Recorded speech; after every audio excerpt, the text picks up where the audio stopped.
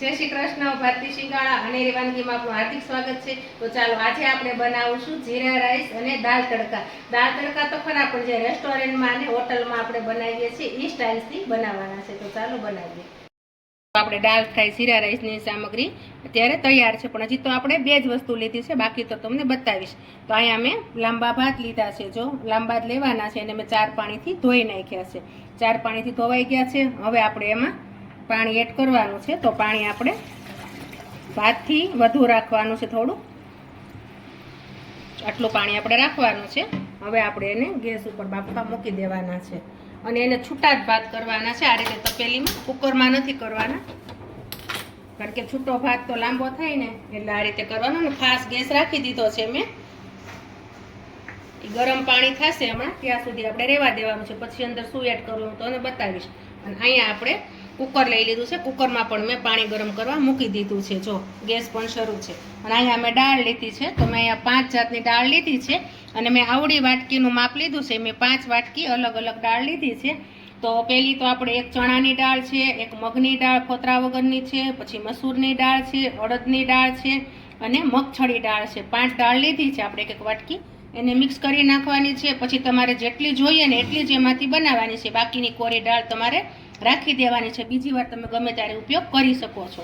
તો એ અત્યારે મારે જોતી હતી એટલે મેં લઈ લીધી છે. આને મેં 4 પાણીથી, ગરમ પાણીથી ધોઈ નાખી છે. અને અહીંયા આંધણ જે ગરમ થઈ ગયું છે, એમાં આપણે ગરમ આંધણમાં જ આને ઓરી દેવાની છે. ઠંડામાં નથી ઓરવાની, કારણ કે તમારી દાળ કઠોરી થઈ જશે, એટલા માટે ગરમમાં જ આપણે ઓરવાની છે.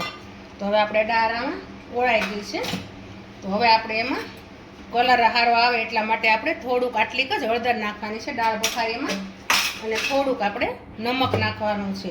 કારણ કે નમક તમે ઓછું નાખજો, પછી વઘારમાં નાખવું પડે, એટલા માટે આટલું નમક નાખવાનું છે. અને દાળ ઉભરાય નહીં બહુ, એટલા માટે આપણે એમાં અડધી ચમચી તેલ નાખશું. તેલ નાખી અને મીઠું ને હળદર નાખીને આપણે કુકરને બંધ કરી દેવાનું છે. હવે આપણે આને 4 સીટી વગાડવાની છે. પહેલાં આપણે ફાસ્ટ ગેસ રાખવાનો છે, પછી જ્યારે હવા ભરાઈ જાય એટલે આપણે એને ધીમો ગેસ કરી નાખવાનો છે, એટલે આપણી દાળ ઉભરાશે નહીં. અને ભાતમાં પણ જો ગરમ પાણી થઈ ગયું છે, એટલે આપણે એમાં 1 ચમચી તેલ નાખવાનું છે. કારણ કે તેલ નાખશો તો તમારો ભાત એકદમ છૂટો અને મસ્ત બનશે. અને થોડુંક આપણે આવતું જાતું એમાં પણ નમક નાખવાનું છે, એટલે ભાત આપણો સરસ લાગશે અને એકદમ વ્હાઈટ થશે. તો તેલ અને નમક નાખી દીધું છે. ને હવે આપણે આ ભાતને ચડવા દેવાના છે. પણ કેવા ચડવાના છે હું તમને થોડી વાર એને બતાવી દઉં. તો જો આપણે અહીં દાળ બાફવા મૂકી તેમાં વરાળ પણ જો ભરાઈ ગઈ છે. તો હવે આપણે આ ગેસને ધીમો સાવ કરી નાખવાનો છે. પહેલાં ફાસ હતો, હવે ધીમો કર્યો છે. અને અહીંયા મેં ભાત બાફવા મૂક્યા હતા, એને પણ આ રીતે થાળી કે કોઈ પણ છીબું તમે ઢાંકી દેજો, એટલે જલ્દી એની વરાળ વળશે, એટલે તરત જ તમારે ભાત બફાઈ જશે. તો હવે જો આપણે આ ગેસને ધીમે ધીમે 4 સીટી વગાડવાની છે. આપણા અહીંયા ભાત પણ મસ્ત રીતે બફાઈ ગયા છે. અને ભાતનો દાણો તમને બતાવું કે આ રીતે તમે આમ દબાવશો તો જો આ રીતે આખો તમારો દબાઈ જશે દાણો, એવા બાફવાના છે. તો ભાત બફાઈ ગયા છે. અહીંયા આપણે કાણાવાળી જાળી લીધી છે, એમાં આપણે ભાતને કાઢવાના છે. જો તમે ઘરે રેગ્યુલર ચાણો યુઝ કરતા હોય કાણાવાળો, એમાંથી આપણે કાઢવાના છે. હવે આપણે 1 ગ્લાસ જેટલું ગરમ પાણી નાખવાનું છે. એના ઉપર ઠંડુ પાણી નાખવાનું છે. સોરી, ગરમ હોય એના પર ઠંડુ પાણી નાખો ને એટલે તમારો ભાત એકદમ છૂટો છૂટો સરસ થઈ જાય. તો જો મેં 1 ગ્લાસ ઠંડુ પાણી નાખી દીધું છે, એટલે આપણો ભાત એકદમ મસ્ત રીતે છૂટો છૂટો થઈ જશે. આ રીતે હલાવીને એને થોડી વાર, અડધી કલાક સુધી આને ઠરવા દેવાના છે. એકદમ ઠરી જશે પછી આપણે આનો વઘાર કરવાનો છે. જો આપણે અહીંયા દાળ પણ બફાઈ ગઈ છે, અને એને આપણે 5 મિનિટ ઠરવા દીધી હતી. તો કુકર પણ આપણું ઠરી ગયું છે અને મસ્ત રીતે બફાઈ ગઈ છે. જો આ રીતે બફાઈ ગઈ છે. અને આપણે આવી જ આ દાળને રાખવાની છે. આને આપણે ઝેણી કે બ્લેન્ડર કોઈ વસ્તુ ફેરવવાનું નથી. જે આપણે રેસ્ટોરન્ટમાં હોય એ આ રીતે જ દાળ હોય છે. અને કલર પણ બહુ મસ્ત આવ્યો છે. હળદર નાખો ને તો આવો કલર આવશે. અને અહીંયા મેં એક પેન પણ ગરમ કરવા મૂકી દીધું છે.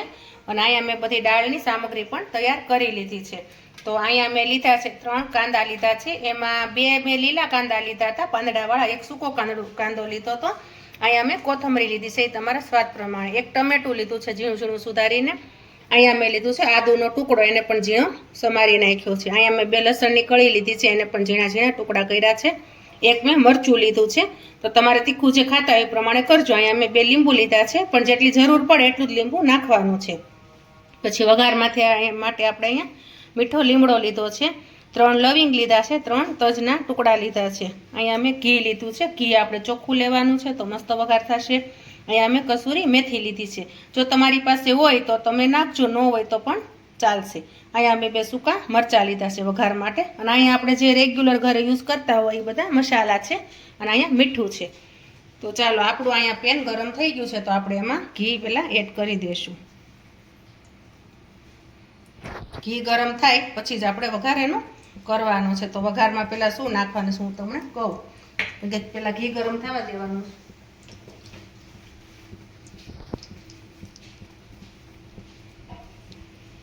હવે જોઈ લઈએ આપણું ઘી ગરમ થયું છે કે નથી થયું.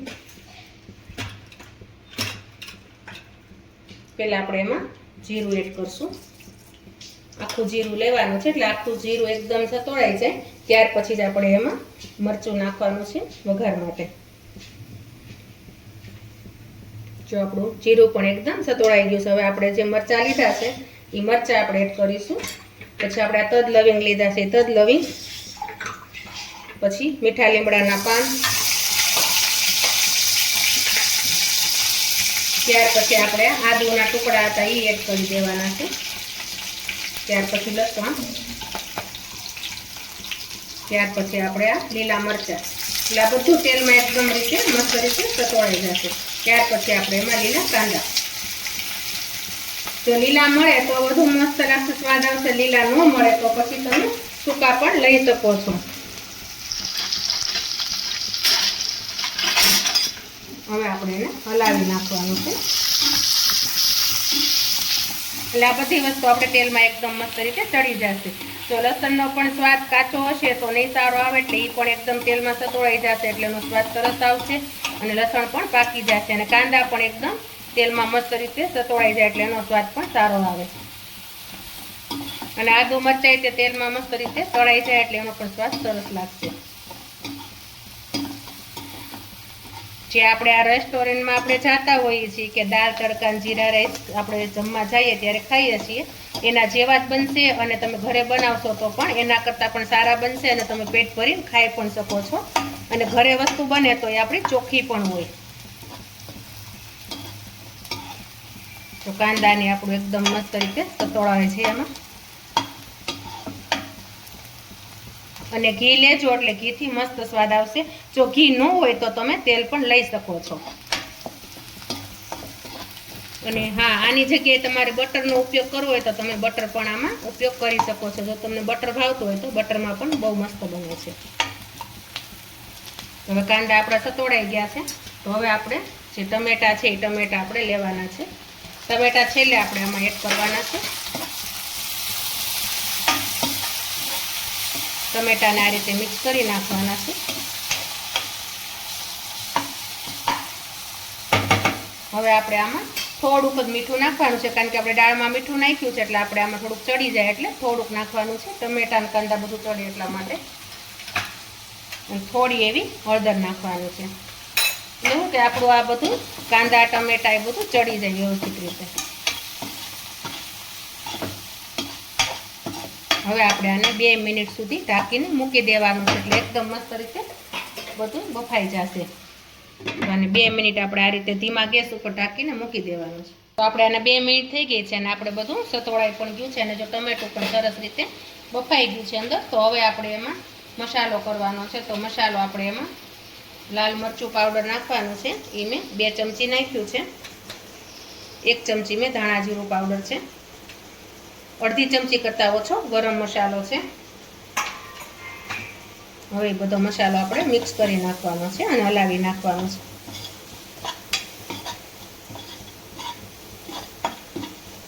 જો મસ્ત લાગે.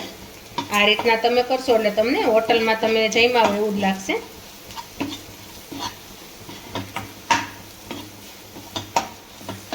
મસ્ત રીતે બધો મસાલો આપણો મિક્સ થઈ ગયો છે. હવે આપણે આમાં છેલ્લે જે કસૂરી મેથી આપણે લીધી હતી એ કસૂરી મેથી આપણે નાખવાની છે. એને 2 હાથ વડે તમારે આ રીતે ચોળીને નાખવાની છે. જો તમારી પાસે કસૂરી મેથી હોય તો નાખજો તો મસ્ત સ્વાદ લાગશે, ન હોય તો ચાલશે. પણ તમે બહાર રેસ્ટોરન્ટમાં ખાવ છો ને એમાં કસૂરી મેથી નાખેલી આવે જ છે. જો આપણો મસાલો મસ્ત રીતે ચડી ગયો છે બધો વ્યવસ્થિત. હવે આપણે જે આ દાળ બાફેલી હતી એ દાળ આપણે એમાં એડ કરી દઈશું.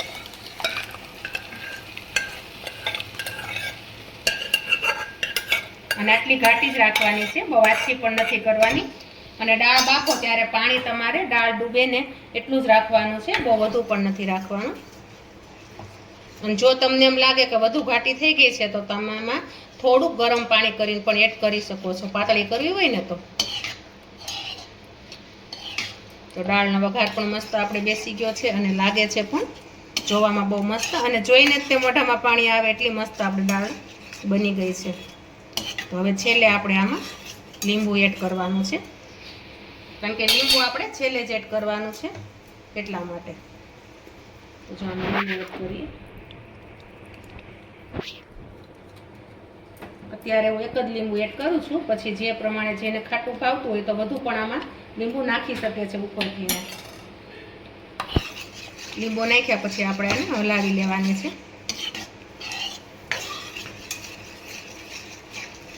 હવે આપણે આને ઢાંકીને પાછી 2 મિનિટ સુધી રહેવા દેવાની છે, એટલે આપણે બધા મસાલાની સ્મેલ મસ્ત અંદર બેસી જશે અને દાળમાં મસાલો પણ ચડી જશે. તો 2 મિનિટ આને ઢાંકીને રહેવા દઈએ. તો જો આપણી દાળને 2 મિનિટ આપણે રહેવા દીધી હતી, કારણ કે મસાલા બધા સેટ થઈ જાય એટલે અંદર મિક્સ. તો દાળ પણ આપણી 2 મિનિટમાં મસ્ત સેટ થઈ ગઈ છે, જો ઉકળી પણ ગઈ છે અને મસાલા પણ વ્યવસ્થિત રીતે ચડી ગયા છે. જો આવી આપણે રહેવા દેવાની છે. જો મસ્ત આપણી દાળ તડકા તૈયાર છે. તો હવે આપણે આની ઉપર કોથમરી વેરી દેવાની છે. હવે આપણી દાળ તૈયાર. હવે આપણે આ દાળને સાઈડમાં જવા દેવાની છે. હવે આપણે અહીંયા ભાત વઘારવાના છે, જીરા રાઈસ.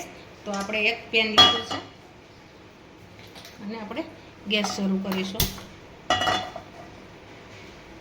એમાં આપણે ભાત વઘારવામાં પણ ઘી લેવાનું છે.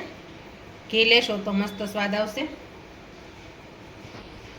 ઘી ગરમ થાય ત્યાર પછી આપણે એમાં જીરું નાખવાનું છે.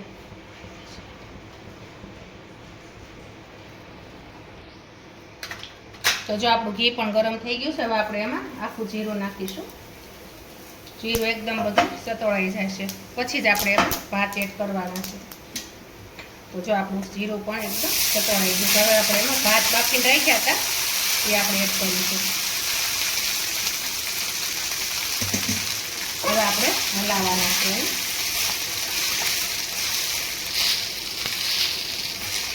ઘી અને જીરાનો વઘાર કરશો એટલે બહુ મસ્ત તમારા જીરા રાઈસ લાગશે.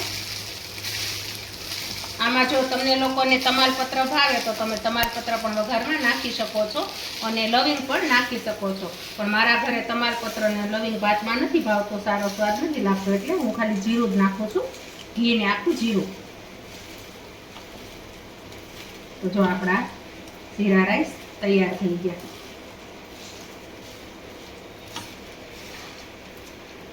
આપણા જીરા રાઈસ તૈયાર.